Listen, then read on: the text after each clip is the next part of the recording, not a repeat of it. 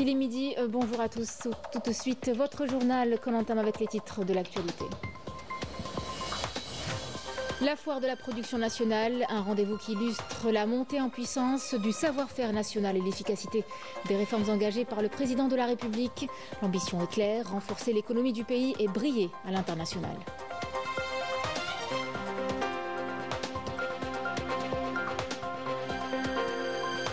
La production nationale est en vedette. Les véhicules militaires et bus locaux illustrent la qualité de l'industrie algérienne. Des innovations comme l'intelligence artificielle dans l'irrigation et l'exportation d'appareils électroniques témoignent également du dynamisme économique du pays.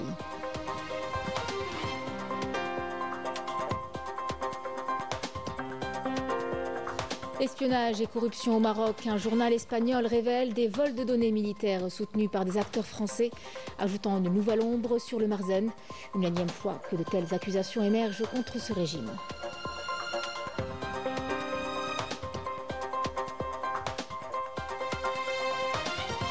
Mesdames, Messieurs, bienvenue à vous. Retour sur les déclarations du président de la République lors de l'ouverture de cette 32e édition de la foire de la production nationale qu'il a présidée. Abdelmajid Tebboune a entamé sa tournée aux différents pavillons de la foire par la visite des stands représentant l'industrie militaire. Le président de la République a salué le niveau de développement atteint par l'industrie militaire en soulignant qu'elle constitue la locomotive de l'industrie nationale. Écoutons-le. C'est pour ça que j'insiste très souvent pour que ce soit la locomotive de l'industrialisation du pays. اللي ظن بلي حاجه صعبه ومستحيل يجي يشوف الجيش ياخذ النموذج توتي بوسيبل مع هذا بعض القطاع اللي العالم كله يستورد pas faire l'exception mais une intégration d'un véhicule كيما هذا notamment pour les pièces usinées pour هذه une intégration au moins de 50-60%. نسيت الرئيس المصنع مش العربه هذه العربه السادسه في السلسله. اما العربات كل راهم مصورين هيك بالدرك الوطني راهم مصورين في الخطوط هيك 4 في 4 وعندنا 6 في 6 وعندنا 6 في 6 المزوده كسلاح 120 ملم والى اخره. Se rendant au stand du Conseil du renouveau économique algérien, le président de la République a insisté sur la nécessaire entrée en service du guichet unique avant janvier prochain. On l'écoute. Je me suis engagé ما يشوف بلدية ما يشوف دائرة ما يشوف ولاية ما يشوف هذه ما يشوف ديريكت الناس اللي يهمهم هذا سيل انترلوكيتور اي الشفافية اللي يبغي يراقب يراقب. Au niveau du stand du constructeur automobile Fiat, le président de la République s'est enquis de l'évolution de sa production, affirmant que l'Algérie aspire à développer une industrie automobile comprenant la sous-traitance dans la pièce détachée et d'évoquer la possibilité pour les opérateurs économiques d'engager des investissements adaptés aux besoins de la société, en augmentant notamment le taux d'intégration à 50%. Aujourd'hui, une start-up est devenue une grande entreprise. On est devenu intégrateur de Fiat. On a commencé à livrer les premiers faisceaux.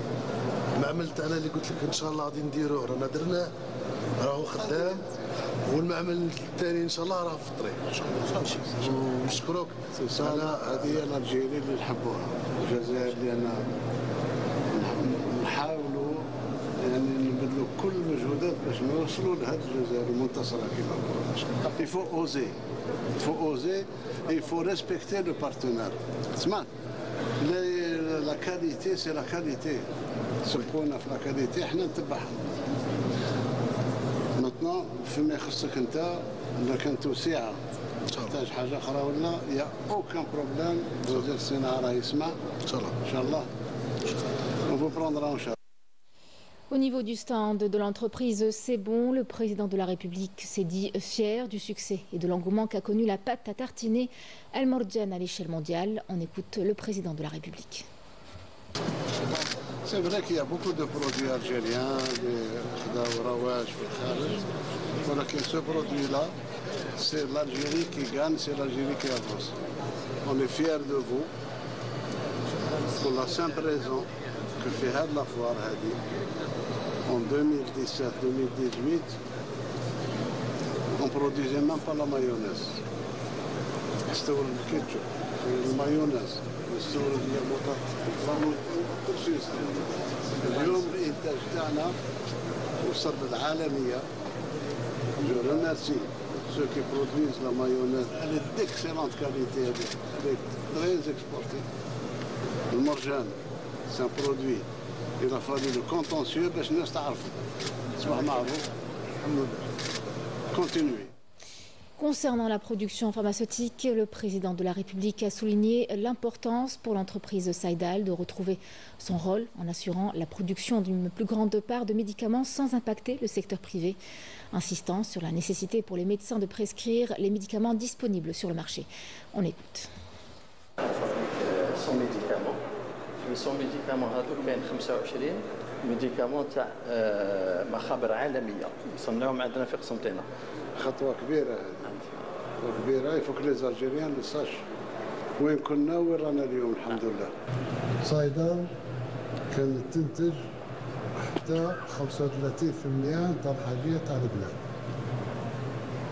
الاستيراد المزيف هبطوها 3%. باش تعاود تطلع وتسترجع المكانه تاعها. ما بقاش حنا عندنا الفرق خاص وعام. عندنا موظفين جزائريين، عندنا عمال جزائريين وعندنا صناعه جزائريه. Troisième jour de la foire de la production nationale à la SAFEX à Alger, un rendez-vous qui reflète la transformation économique en cours dans le pays.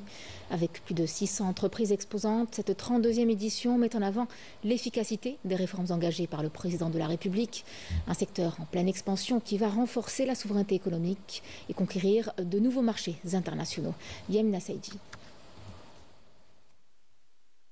La 32e édition de la foire de la production algérienne s'inscrit dans la dynamique de transformation économique engagée par l'Algérie, laquelle a généré des résultats prometteurs témoignant de l'efficacité des réformes économiques et financières mises en œuvre par le président de la République Abdelmejid Tebboune, visant à consolider la souveraineté économique du pays et à diversifier ses ressources économiques. Inaugurée par le président de la République, cette édition met en avant le potentiel de la production nationale pour répondre efficacement aux attentes du marché intérieur en renforçant les volumes et la qualité des produits made in Algérie.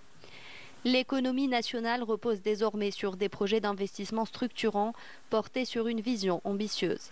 Ces initiatives visent à instaurer un climat propice aux affaires caractérisé par une transparence accrue, la simplification des procédures administratives et l'élimination des contraintes bureaucratiques afin d'attirer les investisseurs locaux et étrangers et de favoriser le développement d'un tissu économique compétitif.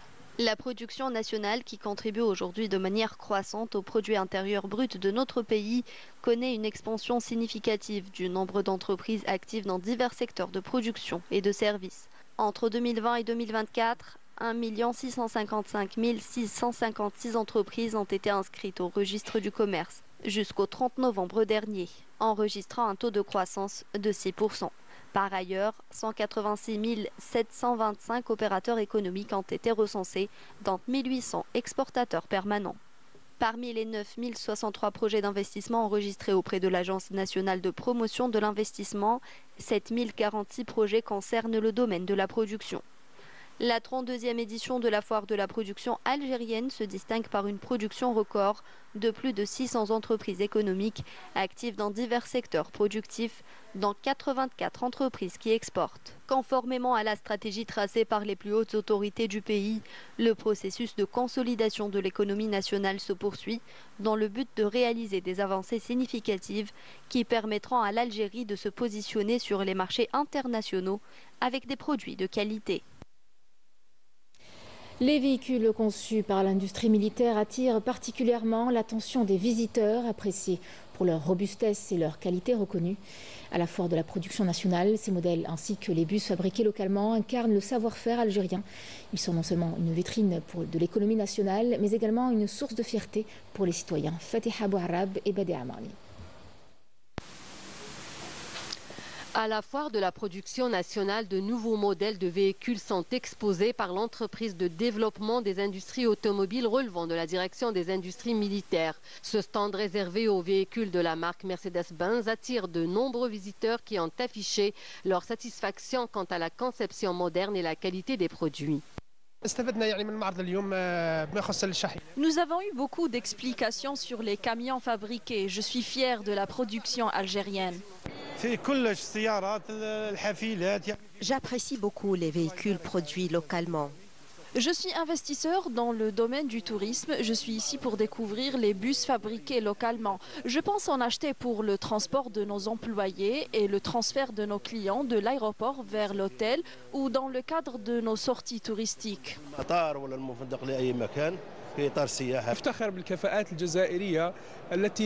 Je suis fier des compétences algériennes qui ont déployé les nouvelles technologies et leur savoir-faire pour la fabrication de véhicules de grande qualité. À travers sa participation à la FIA, l'entreprise de développement des industries automobiles entend faire connaître son activité et promouvoir ses produits. بصفتنا مؤسسة عمومية ذات طابع صناعي وتجاري المنتجات تاعنا. Notre entreprise est une entreprise publique à caractère industriel et commercial. Nos produits sont destinés en premier lieu au marché national dans le cadre de la stratégie nationale de développement économique pour réduire les importations. Nous mettons nos produits à la disposition de notre institution militaire, des entreprises publiques et privées. Nous assurons le service après-vente et la disponibilité des pièces de rechange, ce qui encourage nos clients à revenir acheter nos produits.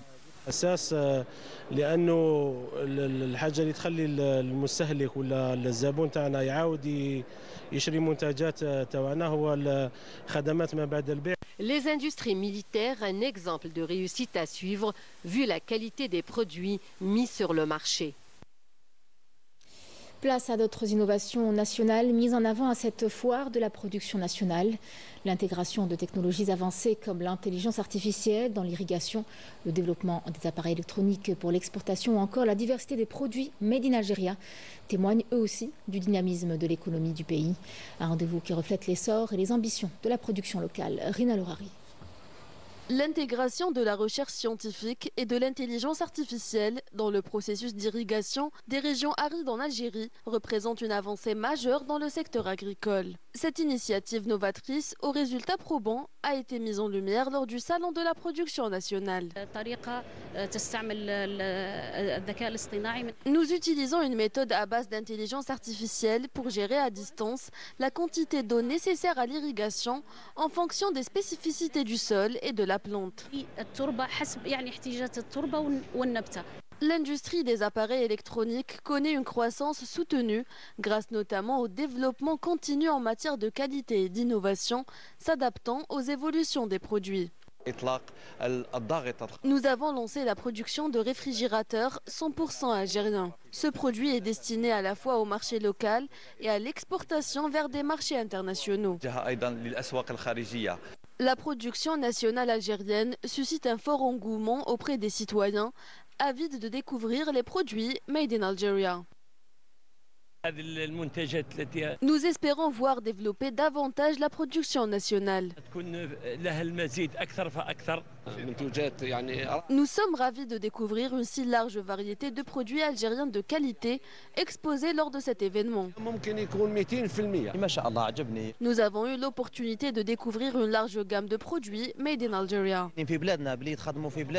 Le Salon national de la production algérienne reflète la diversification du produit local dans des secteurs stratégiques tels que l'agroalimentaire et l'électroménager, tout en mettant en lumière l'excellence des produits algériens.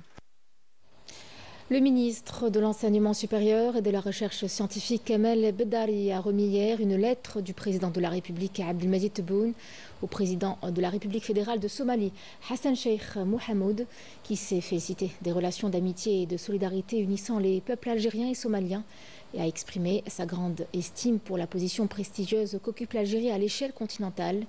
Le président somalien a par ailleurs remercié l'Algérie pour la formation des étudiants somaliens dans les différentes universités algériennes, ainsi que pour le développement des voies et moyens de coopération entre les deux pays dans d'autres domaines, notamment économiques et politiques. Le ministre de l'Intérieur, des collectivités locales et de l'aménagement du territoire, Brahim Erad, a affirmé à Tunis que les questions liées au développement local constituaient une priorité pour l'Algérie, qui depuis l'élection du président de la République, Abdelmadjid Tebboune, a engagé de profondes réformes dans le secteur des collectivités locales. Dans son allocution aux travaux de la réunion ministérielle de la 5e session ordinaire du comité technique spécialisé de l'Union africaine sur la fonction publique, les collectivités locales, le développement urbain et la décentralisation, Brahim Erad a précisé que ces réformes visent à rétablir l'équilibre du développement dans les différentes zones d'ombre à la faveur des programmes de développement complémentaires et la création de nouvelles wilayas pour approcher le pouvoir de décision des citoyens. Écoutons sa déclaration. Nous sommes aujourd'hui en Tunisie, un pays frère, dans le cadre d'une démarche tendant à converger les points de vue relatifs à la fonction publique, la décentralisation, le développement local, ainsi qu'à l'amélioration du cadre de vie des citoyens dans nos pays. Le plus important pour les ministres de l'Intérieur, c'est le développement local. Assurer aux citoyens l'ensemble des services, ainsi que des logements décents. Nous œuvrons tous dans cette perspective et dans laquelle l'Algérie a franchi des pas importants qui répondent dans leur ensemble à la feuille de route adoptée aujourd'hui. Cap sur la mer avec une nouvelle initiative qui met l'innovation au service de la préservation. Al-Qala, un tout nouveau bateau-école, vient enrichir la formation des métiers de la pêche et de l'aquaculture. Un outil moderne pour une école unique dans la région qui forme chaque année des étudiants engagés. Raouf Hamouche. Baptême du feu pour ce nouveau bateau école corailleur flambant neuf. Une cérémonie spéciale qui a eu lieu au nouveau port d'Al-Qala. Conçu pour l'extraction durable et la préservation du corail, ce navire moderne marque ainsi une étape importante pour la formation pratique des élèves de l'école de formation de techniques de pêche et d'aquaculture d'Al-Taraf. Une opération suivie de près et supervisée par les autorités locales qui accordent une attention particulière au secteur. Il est le premier à niveau national. Cet équipement qui est destiné bien sûr pour l'école de formation technique en pêche maritime et aquaculture. Donc c'est un acquis très important pour la pêche, au niveau surtout pour l'exploitation du corail. Justement, à Al-Qala, l'école de formation de techniques de pêche et d'aquaculture, unique en son genre, est une véritable référence dans la région. Chaque année, elle attire de plus en plus d'étudiants passionnés par les métiers de la mer et forme une génération de professionnels capables de répondre aux défis contemporains de la pêche et de l'aquaculture. C'est la première école au niveau national qui va former, Inch'Allah, les plongeurs professionnels. Donc c'est la profession. On passe bien sûr de la formation sportive à la formation professionnelle. La formation donc elle est pour l'exploitation des ressources biologiques marines, c'est-à-dire on peut exploiter par exemple les spongiaires, les éponges, les concombres de mer, etc. Mais surtout pour le corail rouge. Aujourd'hui, l'EFTPA se positionne comme un acteur clé pour répondre aux enjeux économiques et environnementaux des métiers de la mer. Avec des étudiants motivés, des infrastructures modernes et une vision durable, elle incarne l'avenir d'un secteur qui allie tradition maritime et innovation technologique. Dans l'actualité internationale, 3 Palestiniens ont perdu la vie et plusieurs autres ont été blessés aujourd'hui dans de nouvelles frappes sionistes ciblant la ville de Gaza. Les avions de l'occupation ont bombardé un groupe de citoyens sur la rue d'Al-Bahr à l'ouest de la ville. Depuis le 7 octobre 2023, les forces d'occupation sionistes continuent d'envahir la bande de Gaza par voie terrestre, maritime, aérienne, tuant 45 206 civils, principalement des femmes et des enfants, et blessant 107 512 autres dans un dernier bilan. Sans oublier que des milliers de victimes restent toujours sous les décombres ou bloquées sur les routes où les équipes d'ambulance et de sauvetage peinent même à y accéder. On vous parle à présent des difficultés qui s'accumulent pour le peuple marocain. Le Marzen continue de faire sombrer sa population dans les ténèbres de la pauvreté. Le chômage a atteint des niveaux historiques, reflétant une crise sociale et économique alarmante. Femmes, jeunes, habitants des zones rurales, nul n'est épargné. Un constat qui, vous le verrez, met en lumière une gestion archaïque et démissionnaire du régime. Rina Lorari. La situation sociale au Maroc se dégrade de plus en plus avec des chiffres alarmants et sans précédent illustrant la fragilité et la crise socio-économique qui sévissent dans ce pays rongé par la corruption due essentiellement à une gestion archaïque. Selon les résultats du recensement général de la population et de l'habitat publié par le Haut Commissariat au plan marocain, le taux de chômage au Maroc est passé de 16% en 2014 à 21% en 2024, un record historique jamais enregistré ces 10 dernières années. Les femmes et les zones rurales sont particulièrement touchées par ce phénomène, avec des disparités régionales très marquées. En effet, la répartition géographique de ce taux de chômage confirme aussi l'existence des inégalités criantes dans le pays. En milieu urbain, le taux de chômage est passé de 19% à 21%, tandis qu'en milieu rural, il a quasiment doublé, en passant de plus de 10% à plus de 21%. Dans certaines régions, le taux de chômage est bien au-dessus de la moyenne nationale, notamment dans la région du Rif où il dépasse les 30%, poussant ainsi des centaines de jeunes de tenter de rejoindre par tous les moyens l'autre rive de la Méditerranée. Ces chiffres alarmants reflètent, selon des observateurs, une profonde crise économique dans le royaume, avec des disparités profondes selon les régions, les genres et les milieux de résidence. Le chômage traduit aussi cette fracture sociale croissante entre les genres, les générations et les territoires, et la chute de l'activité économique. Pour les spécialistes en la matière, il s'agit d'une réelle menace pour la cohésion nationale et d'une source d'instabilité pour le Marzenne. Après avoir évoqué la situation économique préoccupante au Maroc, tournons-nous vers un autre aspect du régime du Marzenne. Selon le journal espagnol El Periódico, une affaire d'espionnage et de corruption émerge encore une fois. Elle implique des vols de données militaires en provenance des îles Canaries et de Melilla. Le tout serait soutenu par certains acteurs français, ajoutant ainsi une nouvelle dimension aux pratiques du régime. Ismaël Soltan et Majda Djahmoun.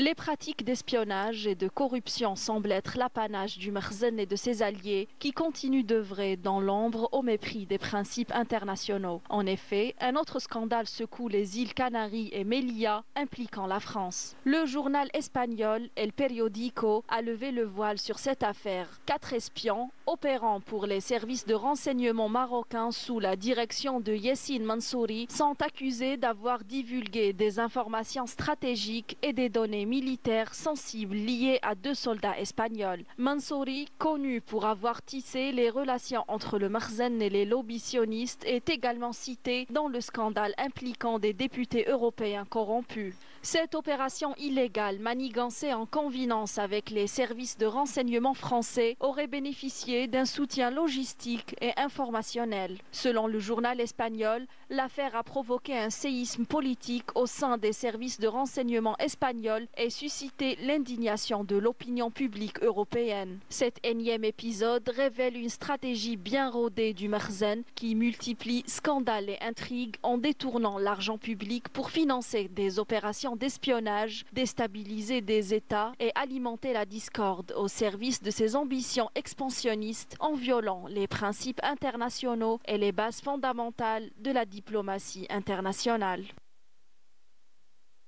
En Algérie, la relance du sport scolaire s'impose comme une priorité pour les pouvoirs publics. Des mesures concrètes ont été déployées sur le terrain pour redynamiser ce secteur avec l'ambition de faire du sport un pilier dans l'éducation des jeunes. Il s'agit non seulement d'encourager la pratique sportive dès le plus jeune âge, mais aussi de promouvoir certaines valeurs. Sid Ahmed Bouraïb.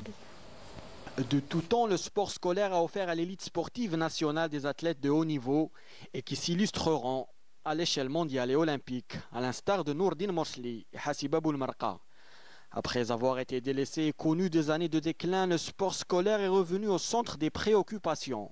Dans cette perspective, le président de la République, Abdelmajid Tebboune, a ordonné le recrutement d'environ 16 000 nouveaux postes d'enseignants d'éducation physique, rien que pour le niveau primaire, ce qui représente une première historique.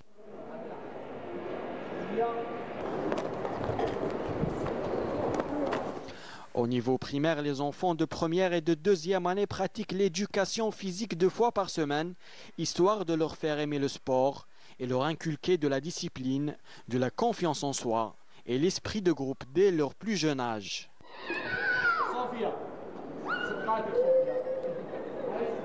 Alors la réorganisation des matières et des horaires pour les classes de première année et deuxième année primaire, l'objectif est d'alléger le programme scolaire pour laisser plus de place aux activités culturelles, sportives et artistiques, dans le but de découvrir les élites, les artistes et aussi pour permettre aux élèves de vivre leur enfance. D'ailleurs, avant l'année 2024-2025, l'élève avait 7% de l'horaire global de sa scolarisation, mais cette année, il est dans ce domaine-là, mais cette année, on est arrivé à presque 20%. Donc c'est un grand pas positif pour l'élève de l'école algérienne, de l'école primaire algérienne. وهذا العام كان تغيير كبير في المدرسة تاعنا. العام اللي فات ما كانش الملعب هكذا، يعني كاينة حاجة. On remarque une grande différence au niveau du matériel et des infrastructures. L'année passée, ce terrain n'existait pas. L'âge des enfants de première et de deuxième année primaire est très sensible. Il faut être gentil et calme pour gagner leur confiance, mais nous avons remarqué que les élèves s'adaptent bien au programme. تجاوب كبير بين التلاميذ والأساتذة، وهذا اللي رانا شفناه العام والخاصرة ويعلم بالشهادة. نحب الرياضة ونحب أستاذ تاع الرياضة ويعجبني هنايا الحال ونتعلم بزاف.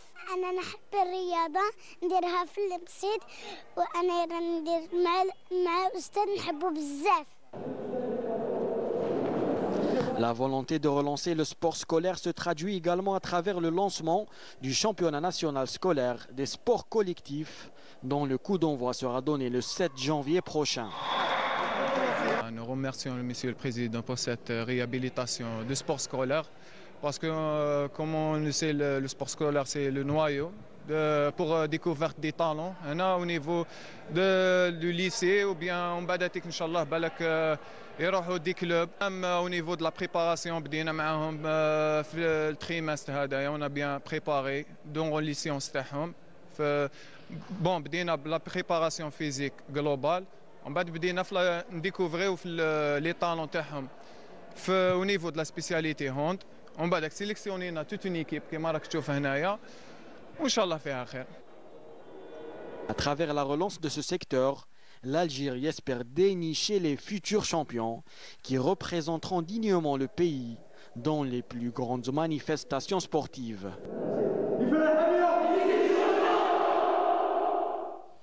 C'est la fin de ce journal. Merci à vous de l'avoir suivi. Tout de suite, les nouvelles du ciel. Et puis je vous retrouve à 19h pour l'édition du soir. Très bon après-midi à vous.